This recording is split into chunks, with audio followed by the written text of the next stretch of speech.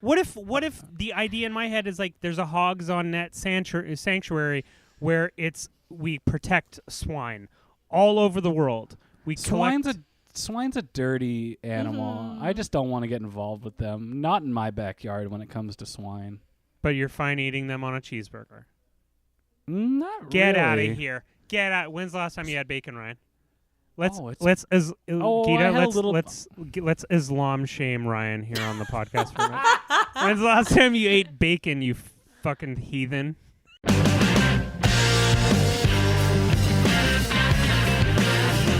We get a lot of shots. Everybody come to the net. We just have to get more and more pucks to the net. I'm about to listen to Pucks on Net. We used to talk about in Vancouver getting pucks on net. Pucks on net. Pucks on net. Getting pucks on net. What were you saying about putting pucks on net? We keep putting pucks on net. Just got to get Pucks on Net. Pucks on net and driving and making it a hard night on them.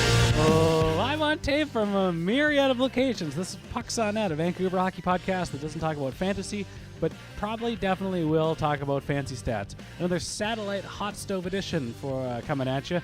My name is Ryan Schapp. I'll be your host for the evening, coming to you once again from my West End studio apartment, a stone's throw away from the pump jack. As you can see over my shoulder, I took the Kevin Bieksa approach to set deck and just went all out to show you all of the things I like, as if they make me interesting. They do not. If we head east to East Van to the House of Greed, we have Geeta. Geeta, how are you doing? Well, as I mentioned to you earlier, no one's asked me that today. And I'm basically coming to you like Jeff Daniels at the Golden Globes.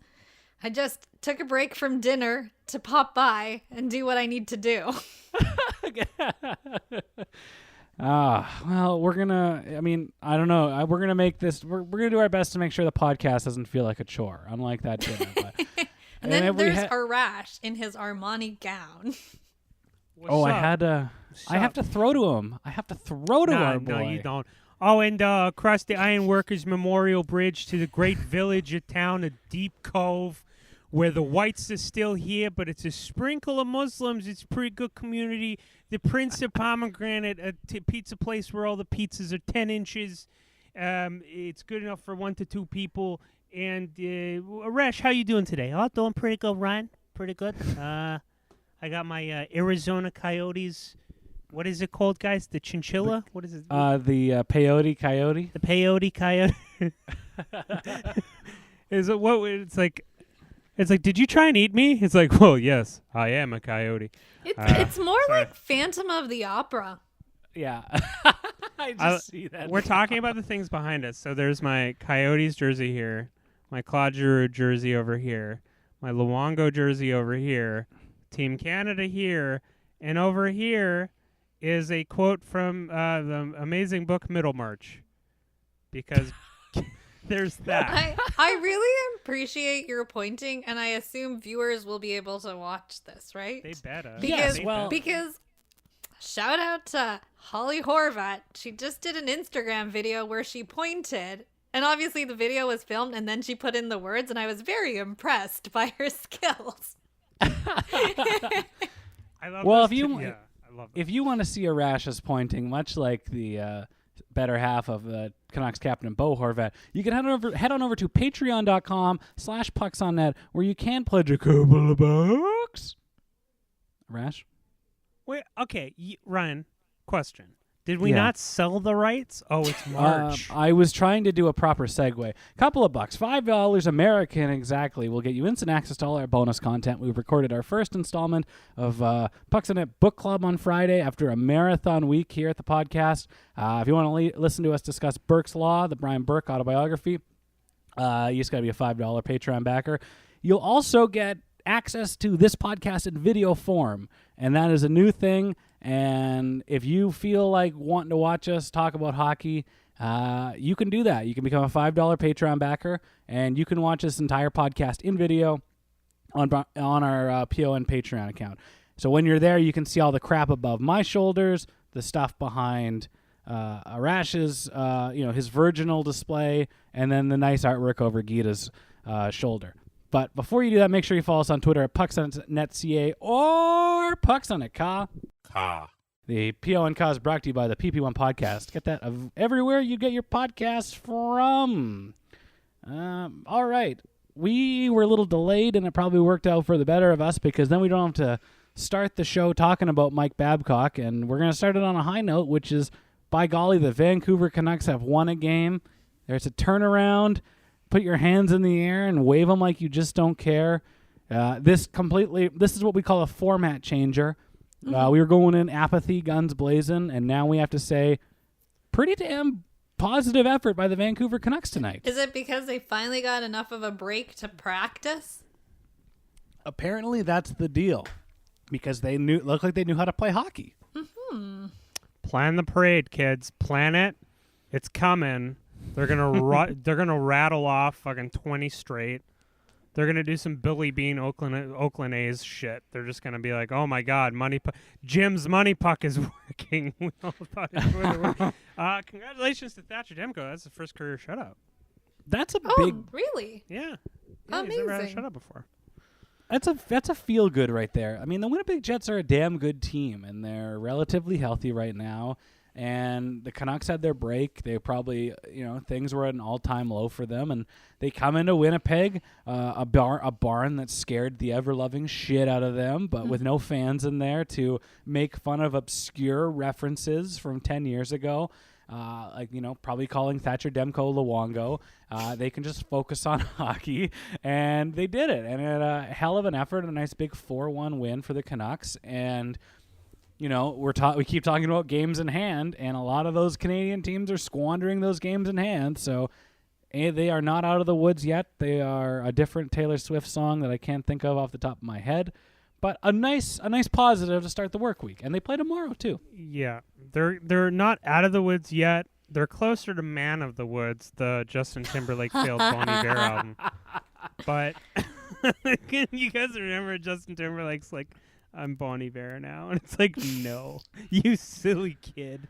He went on the internet and was like, what are 19-year-old girls like now? Whoa, wait, with this? All right. Plaid shirts and beards. Flannel and sadness? I can do that. What's sadness? I haven't been, I'm worth $150 gajillion. $1 billion, yeah. Yeah, I mean, okay, they have a game tomorrow.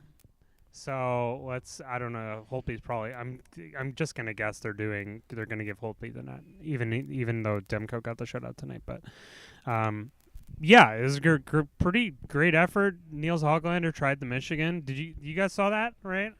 Oh yeah, he bobbled it on his stick, but he had all the time and space in the world to do it. Time. I was there and I was like, he's gonna do it. Like the moment I saw him behind the net, I'm like, he's gonna do it.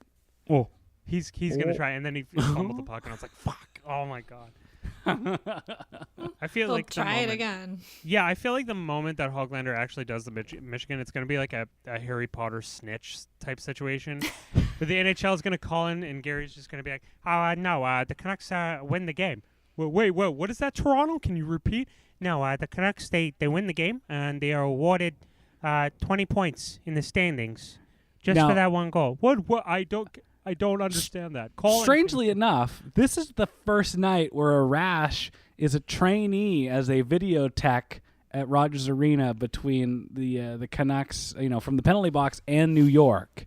And in a similar vein like the Columbus Blue Jackets, where they just fumbled everything, Arash's sneakiness, his golden snitch-like approach to the playoffs is going to work out for the Canucks, and that's just nice. Yeah, just DM me. I'm going to be the reason that the Canucks make the playoffs this year, baby. It's me. It's Geeta and I, and don't even get me started on Ryan's ill-forgotten bacon eating. That there is a certain book and religion out there that is not very proud of you, Ryan. Is it Burke's Law? Oh yeah, that ill-fated chapter in Burke's Law where Brian Burke talked about trading anyone that ate pork in the locker room. I'm just gonna put it out there. That's not a healthy meat to eat. And if I'm a GM and I see a lot of pork being consumed, I might ship them out of town. Wait, no, Ryan, Keita, now we know why Phil Kessel was traded from Toronto. He walked in and he was like, Phil's like, yeah, I love cheeseburgers, Brian. That's what I'm doing. And immediately is like, We gotta go get him. Well, he just found out they were putting bacon on them, and that was the be-all, end-all. That was amazing. Speaking of the Vancouver Canucks, there was a trade talk that consumed the internet. But the did it radio happen? Oh my God, this is just. Of course not, Geeta. There's a couple $100,000 afoot that a billionaire real estate mogul couldn't afford on this best so day. Basically, the trade talk is no different than us talking right now. Like, that trade happened as much as we're going to make it happen right this instant. We make a lot of things happen on this podcast. Let's not forget that.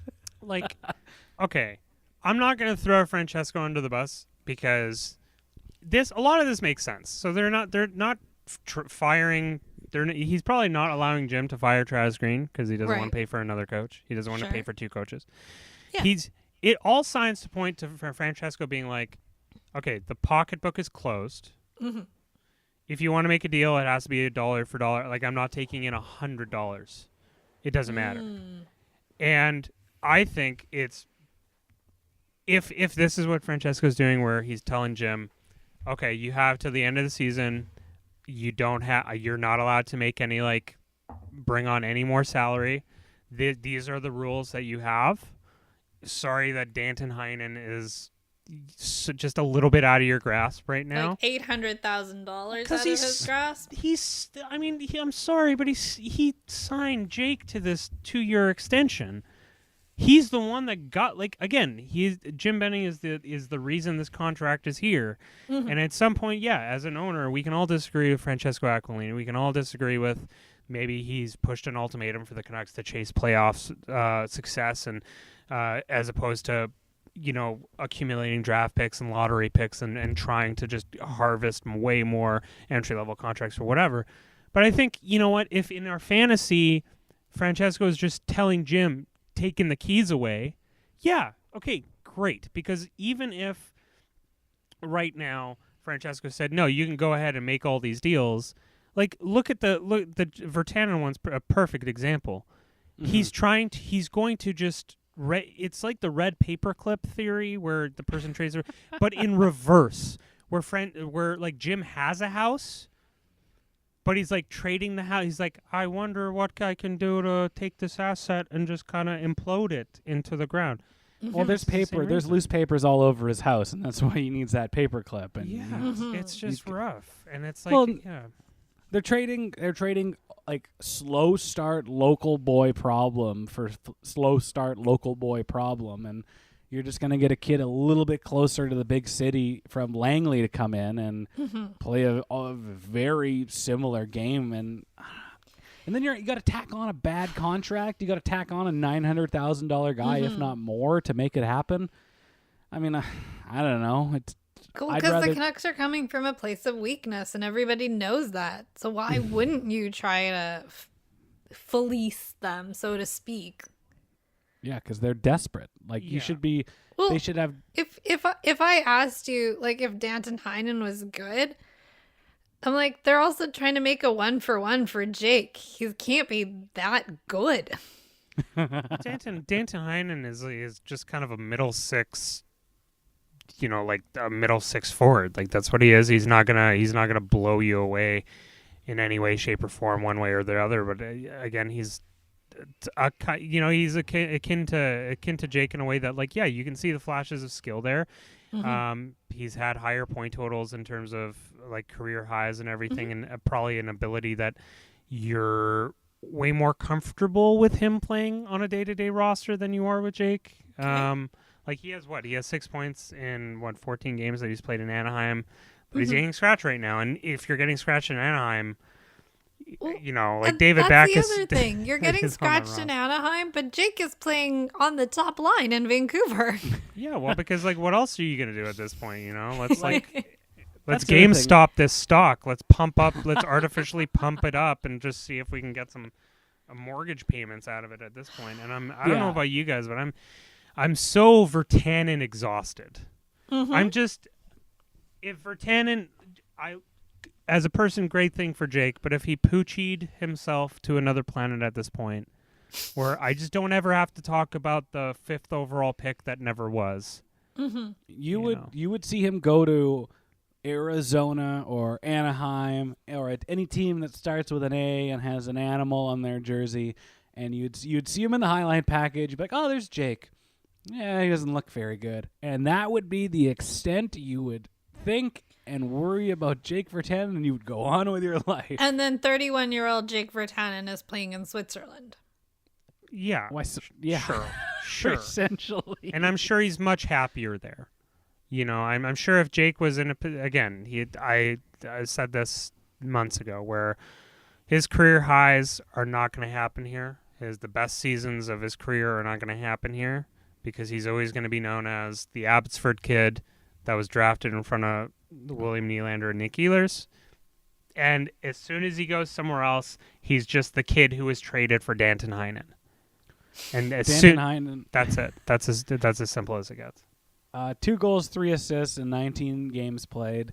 And I've been watching. I've been keeping my eye on the California teams ever since Zegras joined, and I started paying attention to this Max Comtois kid, who is pretty delightful. But the Ducks are terrible. The Ducks cannot score goals. The Ducks cannot do anything. And Ryan Miller, who's about 51 years old, is getting multiple starts in a row. So it's anything goes down there. And yeah, I mean, a change of scenery could do him well, but I mean, you'd want him to come to a Canucks team that was confident and successful and not looking for Danton Heinen to come in and score 10 goals. I think the thing that I think Jim's probably looking at is that, okay, can we get a warm body in here that helps us, but also can we take away that 3.4 that's on the books for next year?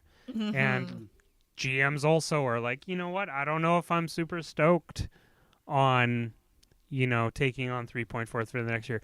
Now, in terms of the Danton Heinen trade, like if I was a GM and Jim came to me and said, hey, we can get rid of so-and-so for next year, and all it takes right now is for us to take the more lucrative contract that is Danton Heinen, but Danton Heinen is on RFA after this year, where, you can probably go to him and he'll probably circle back around and run out of time. But they'll throw in Tanner Pearson to get the deal done. It's true. You will run out of time because somebody else will be like, yeah, we'll do it.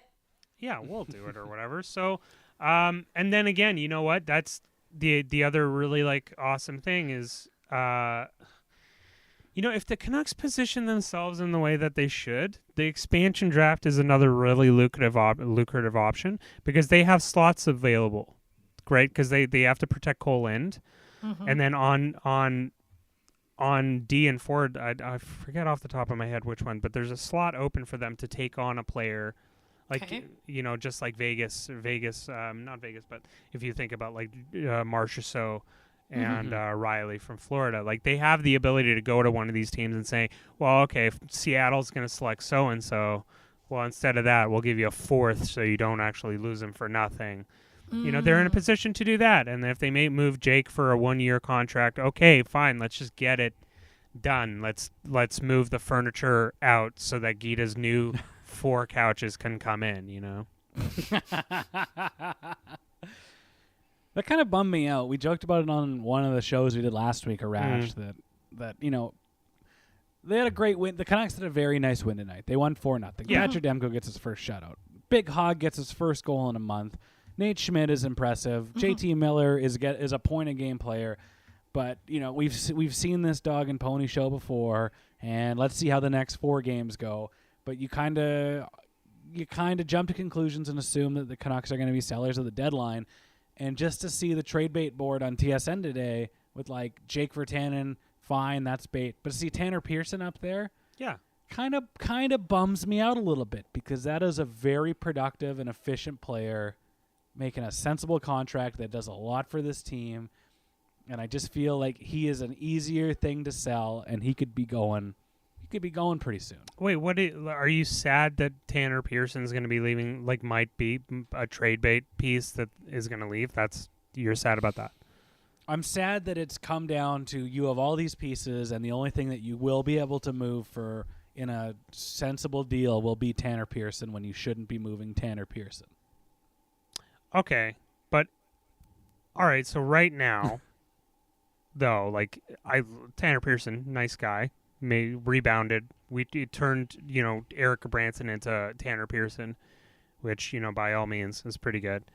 That's a paperclip into a house right there, dude. It's just all about like, how do you turn the UFA contracts that are coming off the books into little lottery picks, second, third round, whatever, and then taking that cap allocated money and turning that into smart money puck, ideals. And if you're looking at the expansion draft, if you're looking at UFA, if you're looking at the pandemic's still going to go on. So RFAs again, there might be another cascading list of RFAs that certain owners are going to be bleeding money. Like Arash, I got to cut you off there because Tanner Pearsons are not dimes a dozen. I mean, they're 15 to 20 goal scoring top 6, top 9 wingers don't just grow on trees.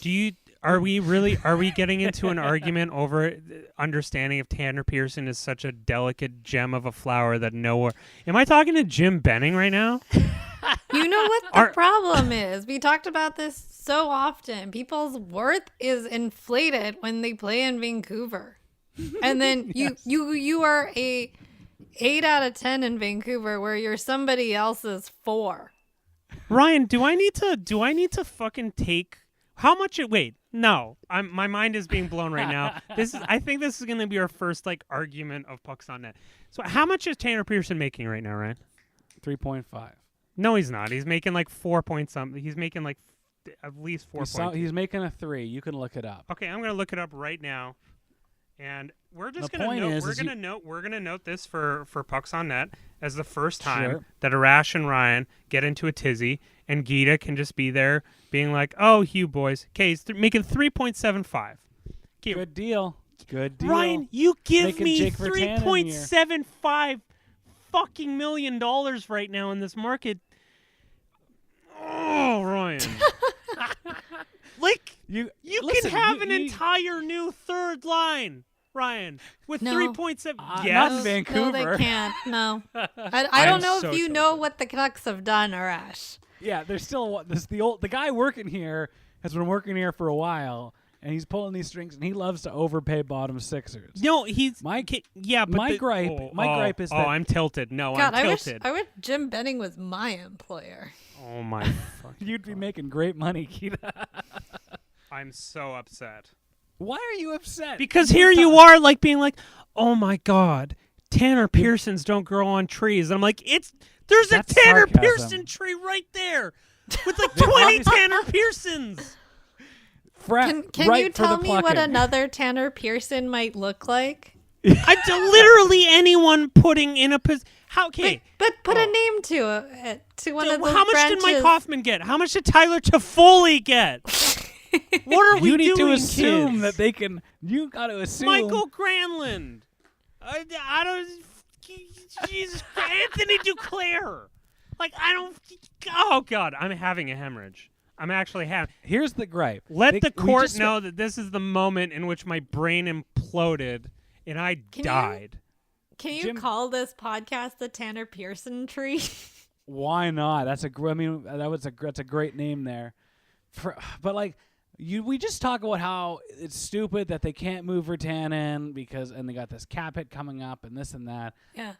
And they have all this wasted scrap metal in the bottom 6 that they couldn't move if they were giving away picks with them for high ones. Then you have Tanner Pearson, who's a guy I wouldn't mind sticking around. He's not going to fetch you that much, and then you're going to have to give him a contract, Ryan. I love you, but are you going to give Tanner Pearson 4x4?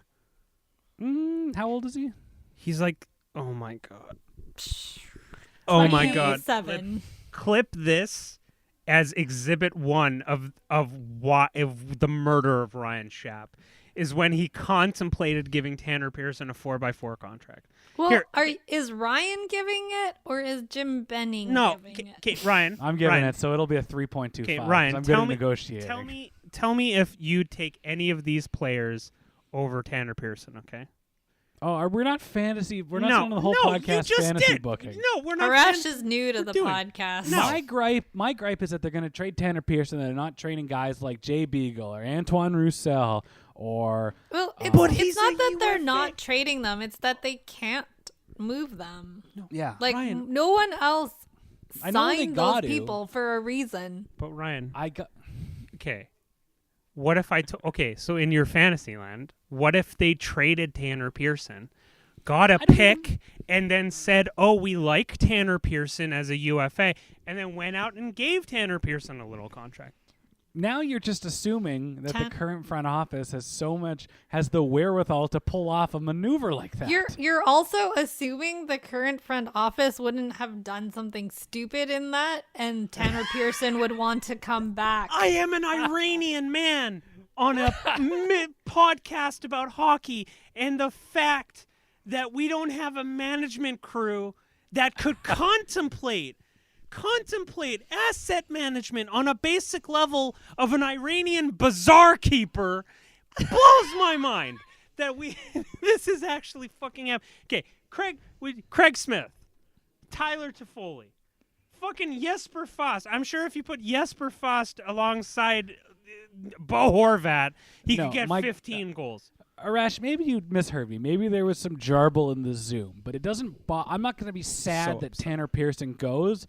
What bums me out is that the only movable piece on the Canucks is Tanner Pearson. Oh, so they can move Jake if they want to. Sure, they're just not going to move him all weekend. They're just not going to get the return that they quote unquote want, or quote unquote into the marketplace is going to be one that's going to be like, it's going to shine light on them. They can move Brandon Sutter if they retain. Sorry, if they can move Brandon Sutter. Would Jake fetch a second round? No, absolutely not. No.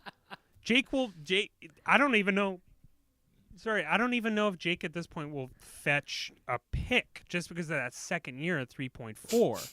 Like they had, that's why when I talk about Danton Heinen, like if it tells you a lot if Francesco's saying, no, I'm not going to give you an additional $800,000 to save us money, even to save us money next year.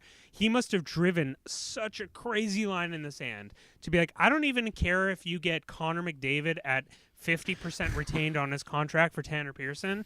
I'm not going to give you any more money than I already gave you.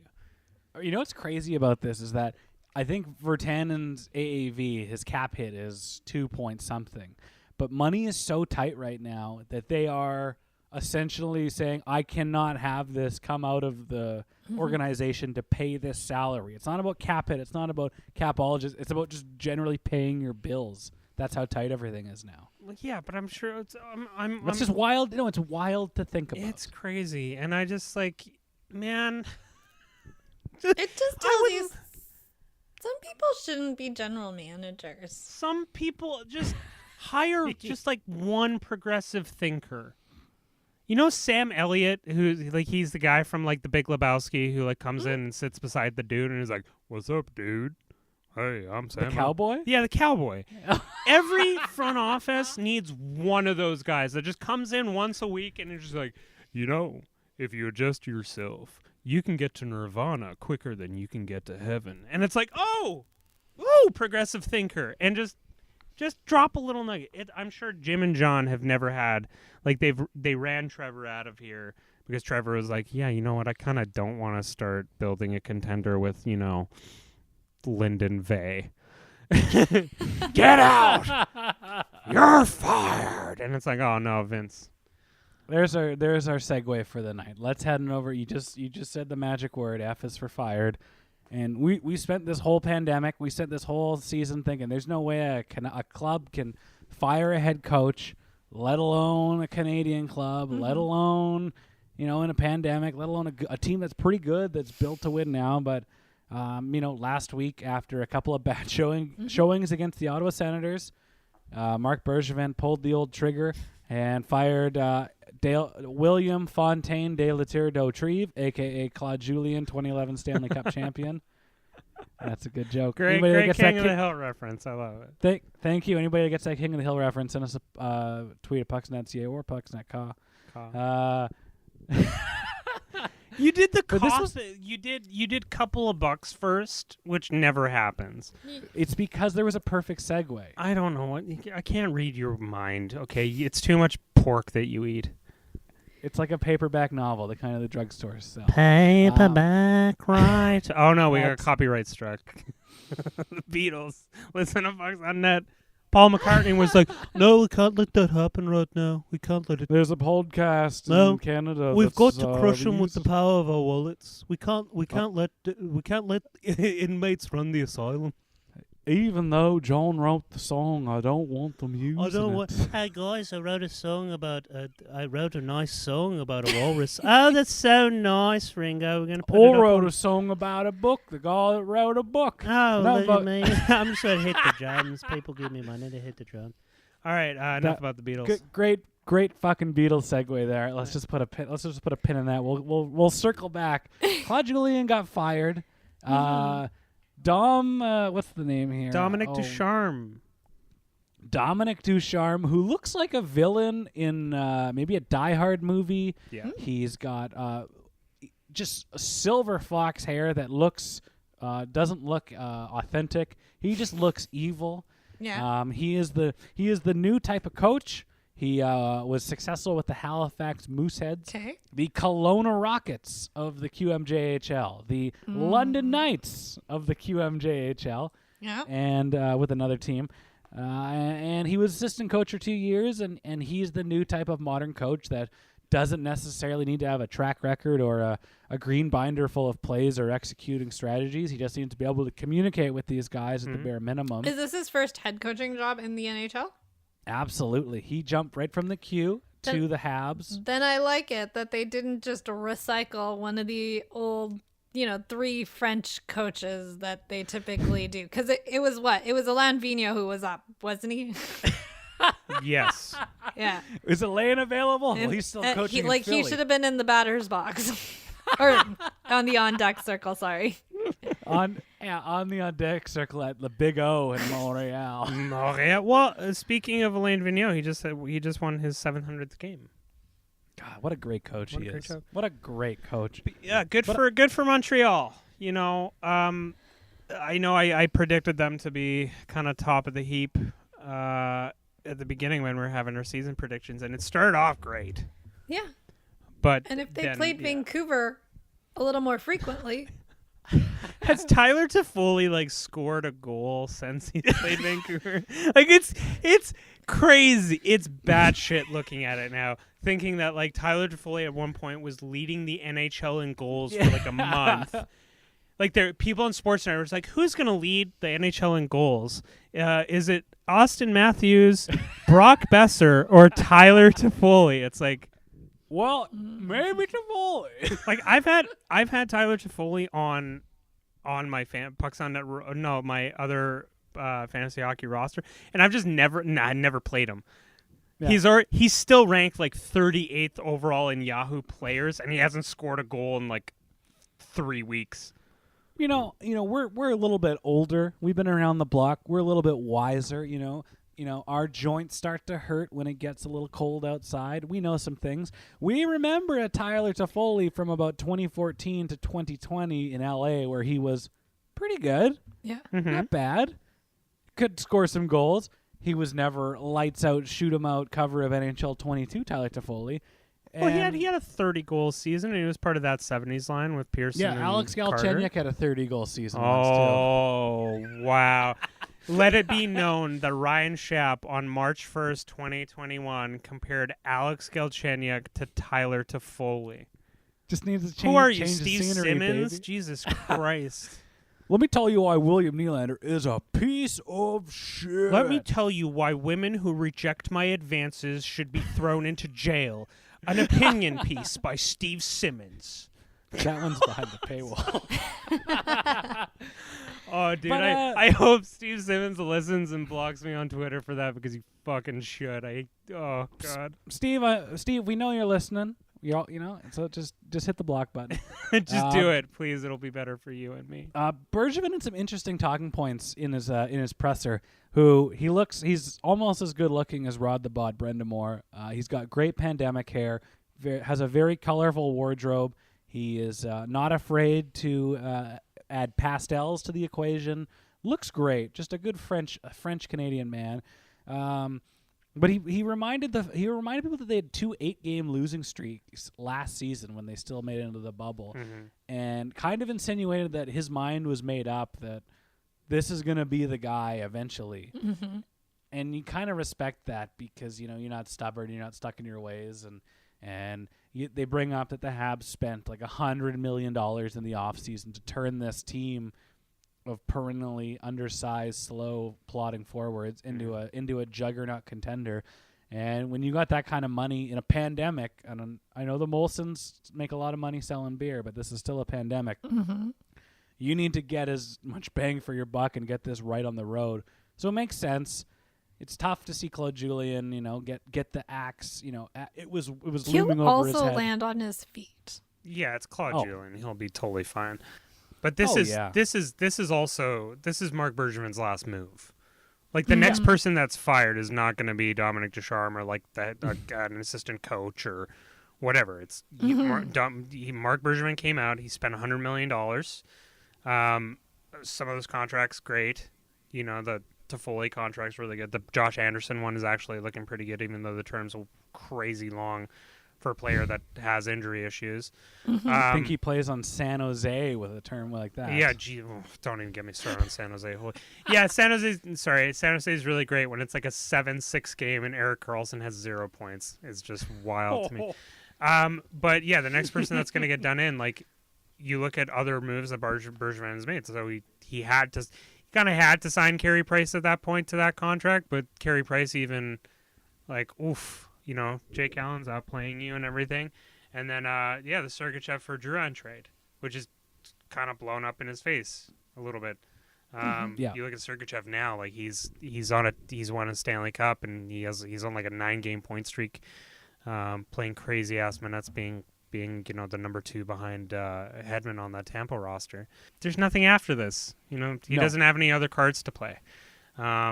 And so he had to, if he knows like Dominic Ducharme's his guy, that's his last card to play. He has to make the playoffs in this North Division this year, or else, after, if they somehow Montreal loses, like if they somehow don't make the playoffs with Carey Price and that crazy amount of forward depth, and after spending so much money like they did, Bergevin's not going to get another year of kicking the can at this. This makes sense why you were so mad at me about Tanner Pearson, because if this does fall apart and they keep losing to the Senators, they're not looking good, they'll strip the team down. The Canucks will trade Jake Virtanen for Tyler Toffoli. Everybody's fine. Tanner Pearson out of town. I'm okay. All right, Ryan. I'll go. Sure, big guy. Yeah. Oh my God. They'll throw a couple more things in there, though. Don't worry about it. No, it's okay. I'll get you a Tanner Pearson jersey, and we'll have a career highlight package for Tanner Pearson, Ryan. Like, what are you going to do? Play the Green Day song again? Thank you, Tanner Pearson, for everything that you have done. We would like to give you this consolation package. If this podcast means I stand for Tanner Pearson, then you know what? I will stand for Tanner Pearson. He's a Stanley Cup champion. Dude, I have no problem. I have no problem with Tanner Pearson, but also Tanner Pearson's not like he's. How do I explain Tanner Pearson? Sorry, what did you say? Tanner Pearson's what? Oh my God, I'm blowing my mind. I'm just trying to. Tanner Pearson's kind of like. I don't know. Tanner Pearson's like the reliable spare tire. He's a heavier Mason Raymond. Yeah. Okay. What? What? Did you just put words together? What part of Tanner Pearson's game screams Mason Raymond? Unremarkable top 6 winger that gets about 15 to 20 goals. Has Mason Raymond or has Tanner Pearson ever tried to spinorama during a shootout? He could. Tanner Pearson could do anything he puts his mind. I feel like you subscribe to Tanner Pearson's OnlyFans and you know him way more intimately than either Geeta or I do. I told you, we overrank our players if we were just rating them on scales of 1 to 10 once they come to Vancouver. Well, that's what that's exactly what we do, where it's like those players are way more valuable to us than they ever would be to anyone else because we're the fucking Canucks. So it's like, oh my God, you can score 10 goals? Oh my God. It's Ring that of whole honor. It's Ben Hutton mentality. It's like, oh my God, Ben Frankie Hutton Corrado. is the exactly. They're the second coming. Like, Yeah. we are lost without Ben Hutton. The defense hasn't been the same. You guys Quinn are so Hughes is funny. just not as sound defensively as he could be. If only Ben Hutton was here. Let's talk about something that sucks. Let's not spend too much time on it because he sucks. But Mike Babcock is paying good money for a Good Vibes PR tour that's just hit Sportsnet last Wednesday night, and poor Christine Simpson. Well, I'm assuming here. I don't know how excited or unexcited she was to do this story, but. She was tasked with interviewing, Mike Babcock over Skype and asking the tough questions and getting the most softball, barely an answer responses I've heard in my life. And I felt I do not like Mike Babcock. Mm-hmm. I think he is a bully. Mm-hmm. I think he has no idea what he has done or the impact he's had on people. And he apologized. I think that he just feels bad that he got caught. I looked at I didn't hear the interview, but I've heard about the interview, and I was just looking at what you have on the rundown and in his quotes, and you're right. He very much doesn't know that he's done something wrong.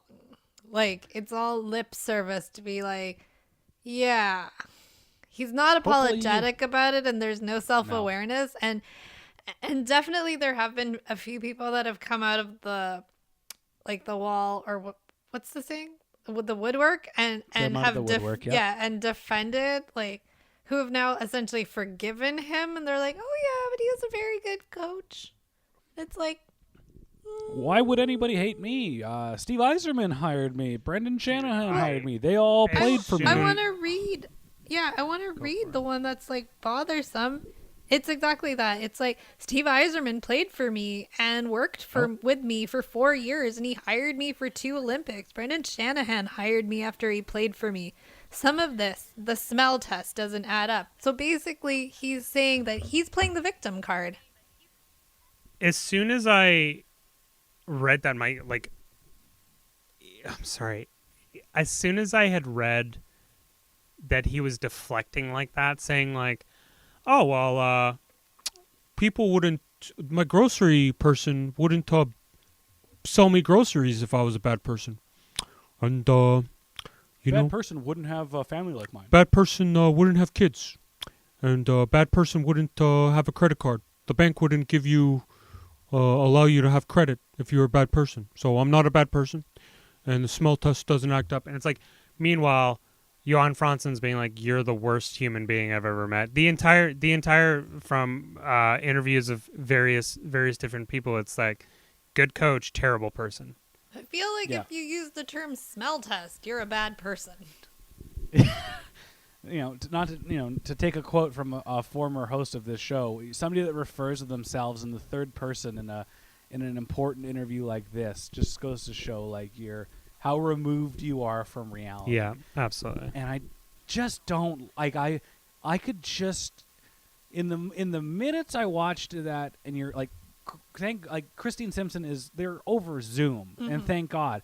But there is an intimidating presence. Like, I am going to get my point across exactly the way I want, and that's all that's going to happen. Mm-hmm. And man, I mean, I could say watching on the couch at home that I could stand up to Mike Babcock in those imposing moments, but goddamn, I could when I felt that energy of his, I could just sense, like, I can imagine so many rookies, so many veterans of him just fucking over because he had that power. Of course, this is a guy who's always been a bully who doesn't know that he's being a bully. And I worry because now he's going to University of Saskatchewan, and it's not like those are kids. They're out of high school, most of them too, like, that are coming onto this team. Like, you're young and you're not making money. You're not there to earn like millions of dollars. You're there for your education.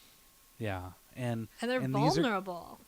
they're vulnerable kids, and they have Mike Babcock, Mr. Respected, Mr. Olympic, Team Canada Olympic coach, there to, you know what? Maybe there's one or two in the bunch that could still play pro somewhere, but you know, there's a guy with all the keys to that door, and who knows what kind of mood he's in that day.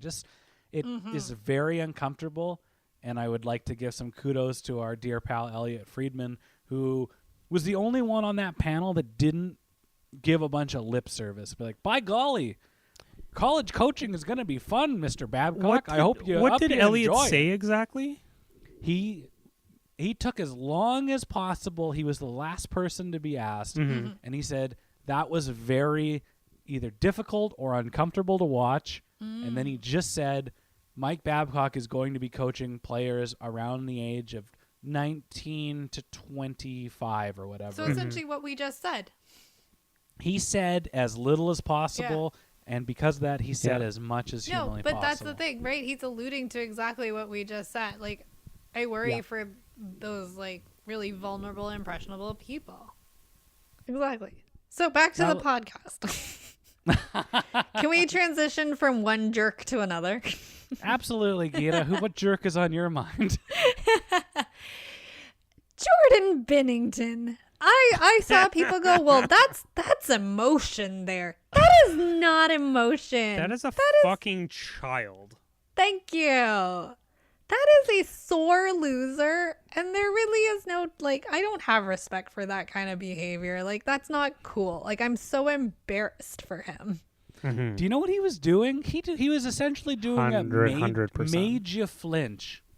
He was a high school embarrassed, insecure kid that was like, I'm gonna fight you. Oh yeah, you'd like that, wouldn't you? Right. Because you're gonna flinch. And he's totally that guy, and it's embarrassing for him. I don't respect him or like him very much. I don't respect him, and I hope he isn't hurt, but I also hope he does not have any success anymore. He got a cup. He was a Calder finalist. I think that's enough for him. Yeah, dude, I don't fucking know, man. I think it stems from the Besser stuff, the lucky. Oh, he's just lucky. Or no. Oh, that's Matt Murray. Oh, yeah. You're thinking of Pedersen, where he The sour Calder taste, stuff, bad right. taste in his mouth. Yeah, I'm sorry, Matt Because Murray he and didn't win Jordan the Binnington. Calder. Matt Murray and Jordan Binnington are the same goalies. I was just gonna say, you ain't wrong, baby. I ain't wrong. They're same kids. They're the same men of the woods. That'd be sick if someone could Photoshop like the Man in the Woods cover of Justin Timberlake, but also put Matt Murray and Jordan Binnington there. They're the same apples from the Pearson tree. Oh my God! Can we stop writing Tanner Pearson? He's an all right player. He's No. Jesus. Devin Dubnyk. I don't know why he was skating around pretending to punch guys. I told him to get off the ice. He's 165 pounds, which he is. If you see I'm confusing it as I go. If you see Jordan Binnington in the post game, he is 120 pounds, soaking wet, holding an anvil. He is like Ryan Miller, just a string bean. I told him he's 165 pounds swinging at guys, fake punching guys. I love Devin Dubnyk for saying it like that. That was a wild ass game. If you were caught that one on Saturday, a 7-6 final for the Blues. They won it in spite of Jordan Binnington. For the Blues. The Blues. That was the great thing about the Devin Dubnyk thing. He's just telling the guy. He's telling Jordan Binnington, like, just calm down and get off the ice. What are you doing? You're making a fool of You're yourself. making a fool of yourself. Just get off the ice. A couple of quick tidbits, and then we'll head into questions. I have a trivia question too. Trivia. I have one of the hardest pieces of trivia questions relating to hockey I may have ever come across in my life, and it's so easy yet so difficult. Okay. Totally here for it. There's one player in NHL history that has the franchise leading record for goals in a season for two different franchises. teams. Two different teams. And he's playing now?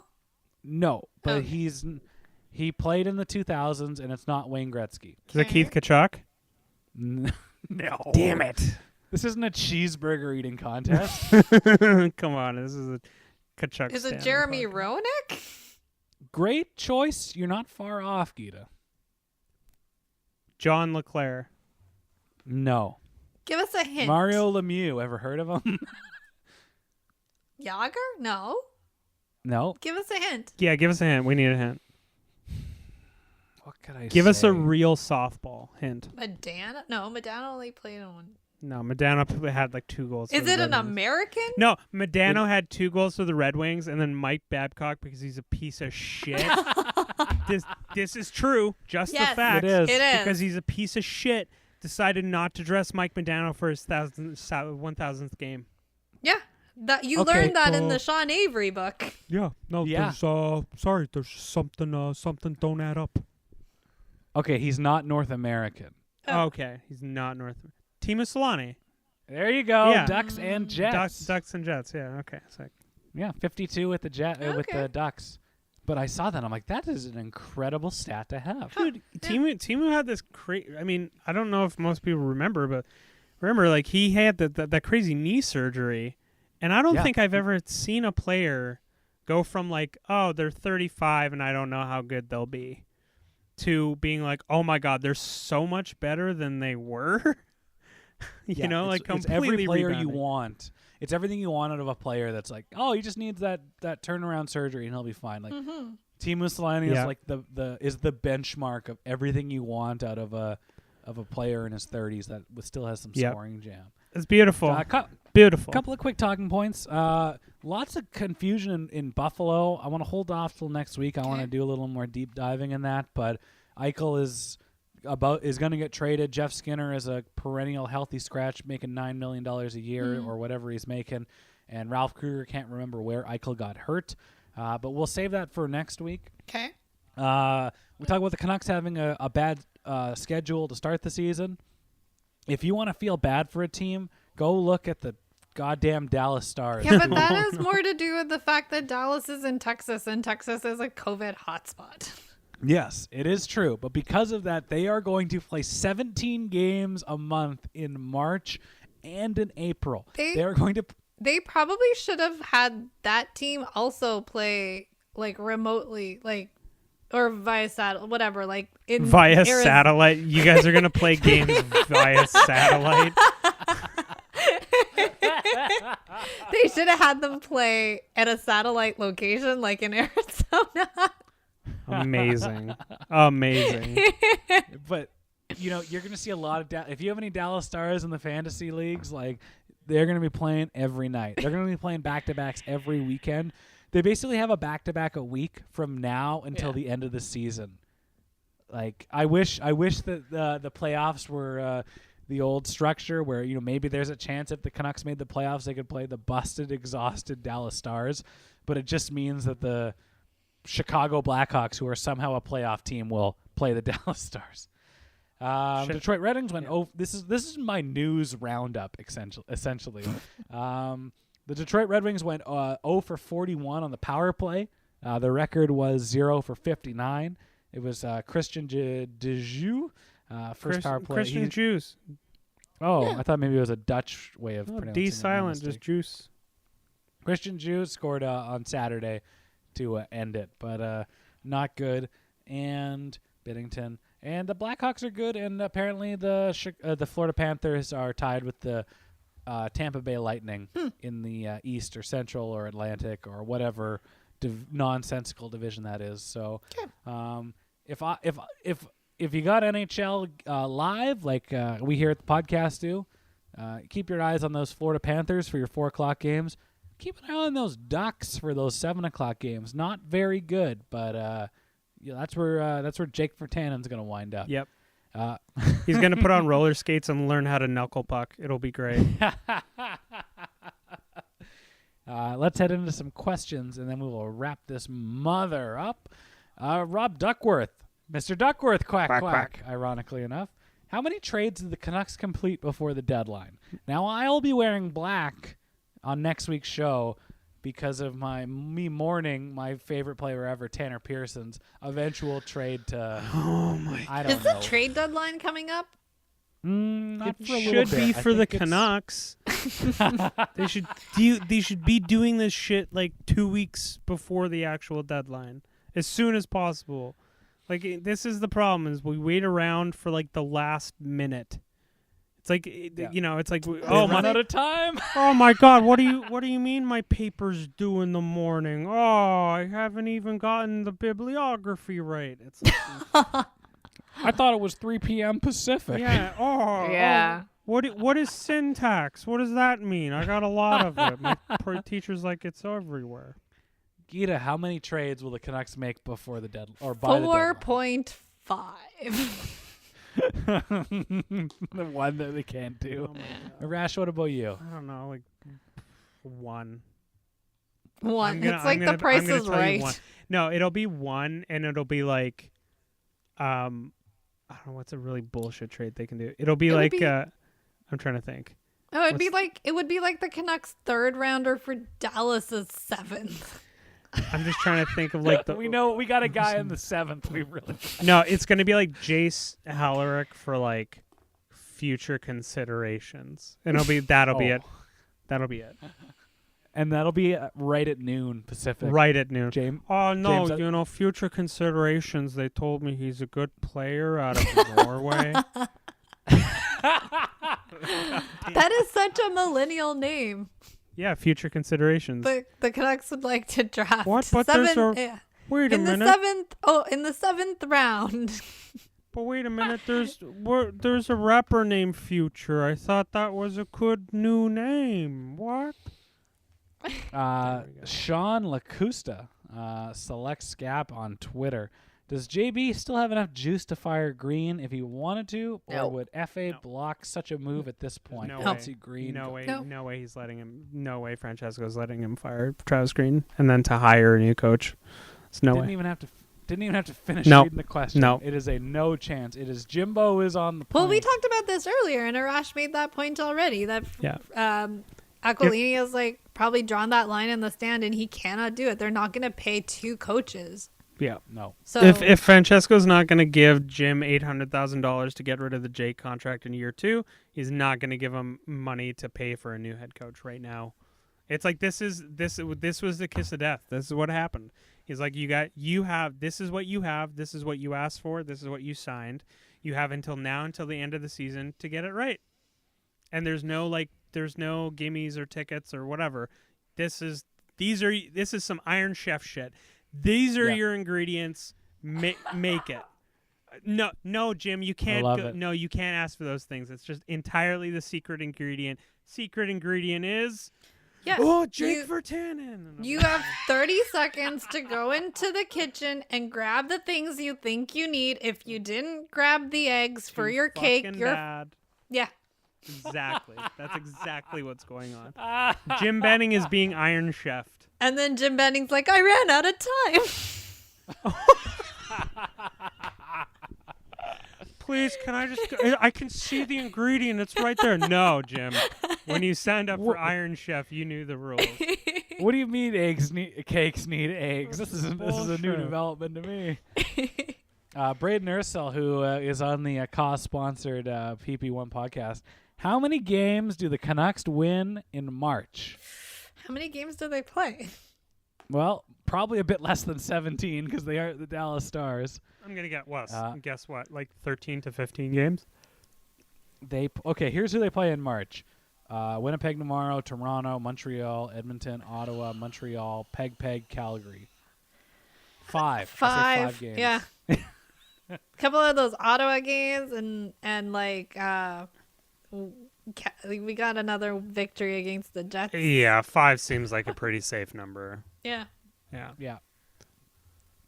Ryan Hank, always 94. Another PP1 podcast. I mean, they are getting their money's worth. They are getting here. their fucking money's worth, man. They better come by and buy like $100 worth of pizza at this point. I swear to God. Yeah. I don't know why people haven't yet. No, It's it's getting ridiculous. a little offensive. Well, it's because Ryan's here fucking supplying the pork, you know. Let me tell you about Ryan Schapp and pork products. Let me tell you. Does he just get can we get the pork pizza with extra pork, and can you put pork in the crust? Yeah, we'll put pork Were you everywhere. guys Were you guys at the restaurant where I was at on Saturday? Oh, why do you know my order? Hey, yeah. He asked. Wait a This is a good one. If wizards were indeed real, I mean, we've already made They Harry Potter are references. Ryan Hank. You're a He's a wizard, muggle. Ryan. All right. I know an audience of one that will love that reference. If wizards were indeed real, do you think they'd all have cameos and take spell requests? That's a dangerous slope. Is that like basically asking a genie for more wishes? But you got to pay for it. Would- So, I mean, maybe. Would wizards have OnlyFans? Think about it. Think about it for a minute. Okay, everybody put their wands away. Let's go to the next question. We've ruined I it. think they wouldn't need the money. I think a wizard could come across create its own currency one way or another. Mm-hmm. Put on a cloak and rob a bank or come across whatever funds they needed. So I'm going to say no. I'm going to say and it's like Fight Club. You don't talk about Fight Club. You don't talk about You don't talk about being a wizard. Andrew from Surrey, this is submitted long before the Canucks' big 4-0 shutout win against the Winnipeg Jets. Which is the greater force right now? Happiness that there is Canucks hockey on TV during these times, or sadness at the team's performance? AKA, is the Canucks' existence, even if bad, a net positive on your life right now? Wow. That's a deep question. That's a I like great it. It's question. Deep as shit. I'll answer first. I want you two to think about it because I had a moment on Saturday where we were having brunch out in a restaurant, and I was just sitting back, arm up, just enjoying the atmosphere of a sensible, functional brunch.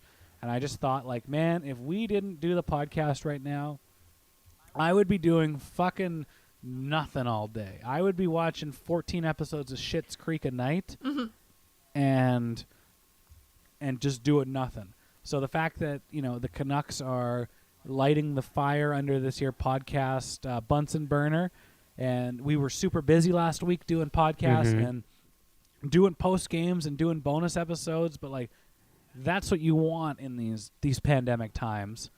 So like I want to feel busy and tired again. So I would say yes, the Canucks win, lose, or draw are a net positive because they are generally the driving force behind this podcast, which is giving us all something to do. And so It's I'm not very a grateful. fun something to do, but No. it's a something to do. Like I do like just having the option of turning hockey on. It's kind of like Yes. There's that season of Game of Thrones when all your favorite characters are getting killed. And you're like, well, I could either have this or no Game of Thrones at all. Yeah. And then maybe next season on Game of Thrones, fucking, I don't know, Daenerys won't just forget about the Iron Fleet and he'll do something about it. That's the thing. If this team was playing like they did last season, like pre-pandemic and then post-pandemic, like bubble hockey, like all of that was there was fun. Like the hockey was fun to watch because it was this young upstart team that was doing really well that everybody was so surprised by. I don't know what we're watching now. We're all like,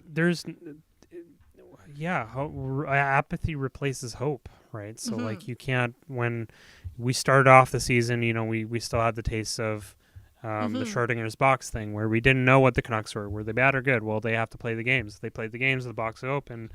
And even if they are really good from here on in, that start is rough in a 56-game schedule. So, But the saving grace being everyone plays, you're only playing the same teams and some of them could potentially be worse. that's true. That's true. You know what? Actually, since we're in this apathy zone right now, should I go to the Pucks on Net lottery simulator and do our per episode? So right now, the Vancouver Canucks are picking fifth because of their win against the lowly. Dreaded fifth spot. Oh no! Shall I hit sim lottery? Yeah. Oh my God!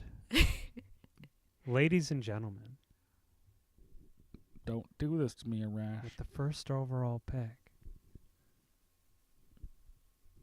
the Vancouver Canucks select Future considerations. Dave Virtanen out of Future Abbotsford. considerations out of the Finnish league. Yeah, we just really like the family. We're just going to defer this season. Yeah, so Vancouver pops up 4 spots to number 1. And then it is New Jersey picking Luke Hughes. And and then Detroit, Ottawa, Seattle. Wow, look at that, guys. We won. On that positive note, we won tonight on the scoreboard, Pakistan out of town scoreboard. Final score: Canucks 4, Winnipeg nothing. On the Arash Pomegranate sponsored Tankathon lottery simulator, Canucks win there too, and you won because you're still listening to us at this point.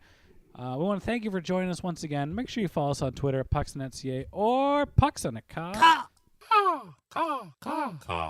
The Cobb sponsored, of course, by the PP1 podcast. Get that wherever you get your podcast from.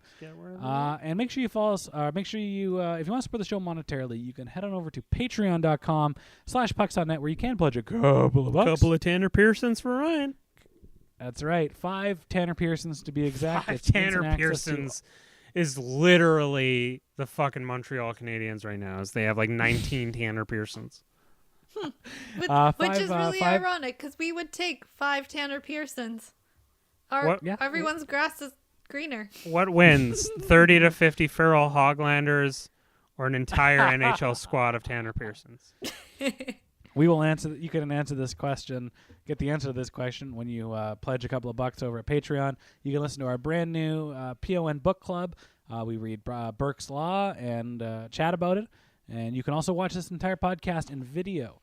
And if you don't want to support the show monetarily, that's totally cool, because it is a goddamn pandemic out there. And if Francesco Aquilini can't afford an extra $800,000 next year, you can't afford $5 a month on your salt of the earth working class schedule or salary. And I respect that and I understand that. So if you want to help us out and not give us any money, just go to Spotify, give us a follow. Go to Apple Podcasts, give us a subscription or go subscribe. 5-star rating and a positive review, and just go over to Instagram. What? No, not anymore. No. Listen, it's a pandemic, but how about you grab life by the Pearsons a little bit here, and you just, instead of paying $5 towards your ex-girlfriend's OnlyFans that you're thinking, oh no, if I support her, man, there's always gonna be a chance, man. We're different times, man. Things were different, and it's fine. Just how about you give up on that dream and you help Geeta get some furniture, or Ryan get some record sleeves, or me get an iPhone? Why don't you help us achieve what we want? Because we want, what's the song from Willy Wonka? Cue the song from Willy Wonka.